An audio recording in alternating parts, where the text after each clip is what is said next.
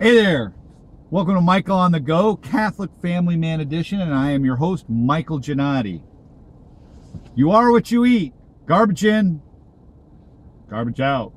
So, yesterday I talked about, falling off the bandwagon with Lent and what you can do and taking some steps and some ideas around, starting with a gradual building of prayer life and building a discipline around that, right? Start just like you start if you haven't been exercising for a long time, you start gently by walking and doing things to build up.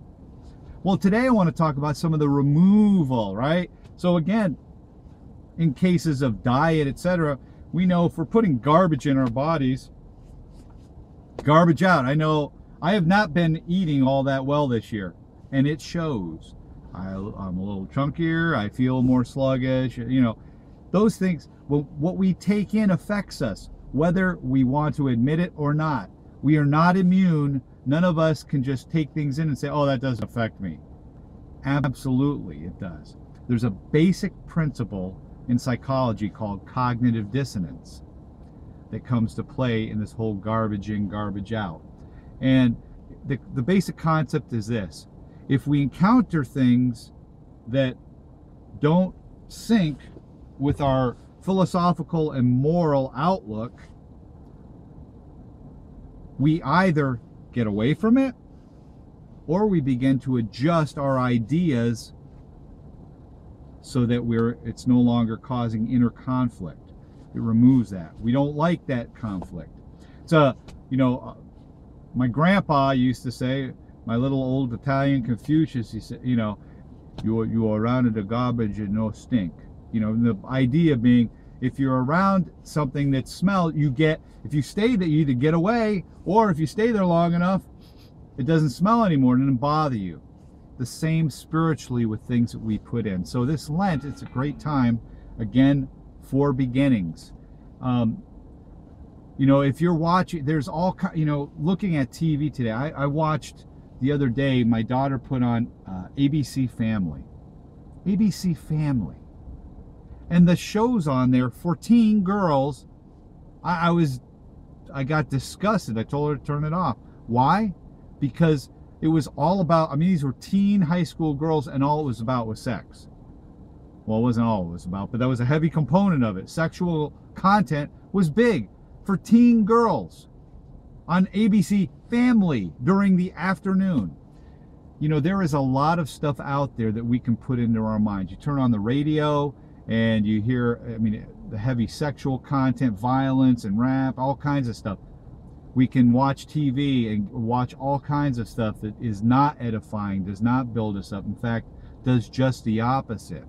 We can watch movies, we can read books and think, they had the 50 degrees of shade or shades of gray or whatever the heck it's called. It's all about sex, right?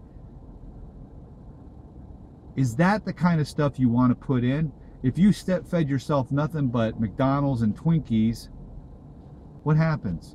Well, you look terrible. If you're feeding yourself, various drugs and other stuff, what happens? It breaks your body down. The same happens mentally and spiritually.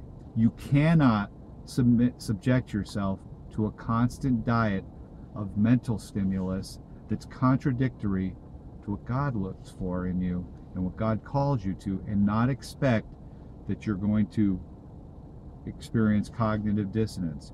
It will affect how you think and feel. I see it all the time. Many young people I know, I've worked with youth for years, and it's interesting. You do see, so when we see them go off to college, you see some that really cement down into their faith, and I see many more some that slip off the band.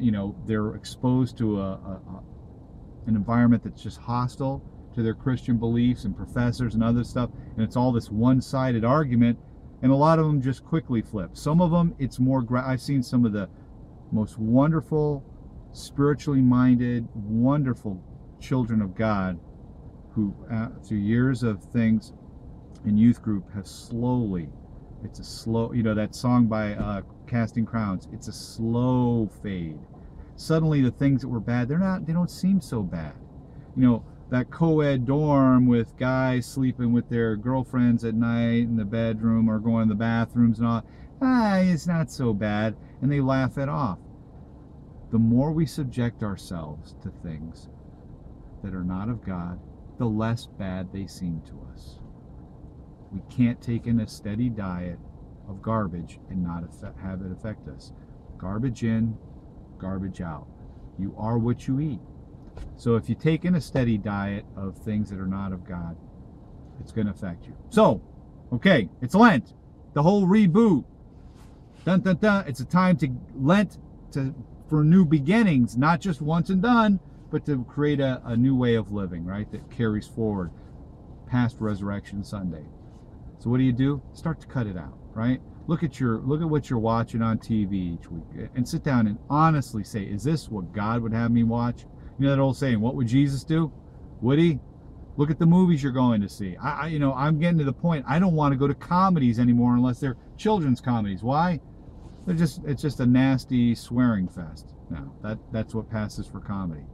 So look at the things that you're watching, what you're reading, what you're taking in, what kind of music you're listening to, and do an honest examination of what it is. Then replace those things. It's not that you create a vacuum and, oh, now I'm bored, what do I do? Replace them with things of God. There's Christian programming out there and Catholic programming. Get involved with groups. Get out there in the community. Do things.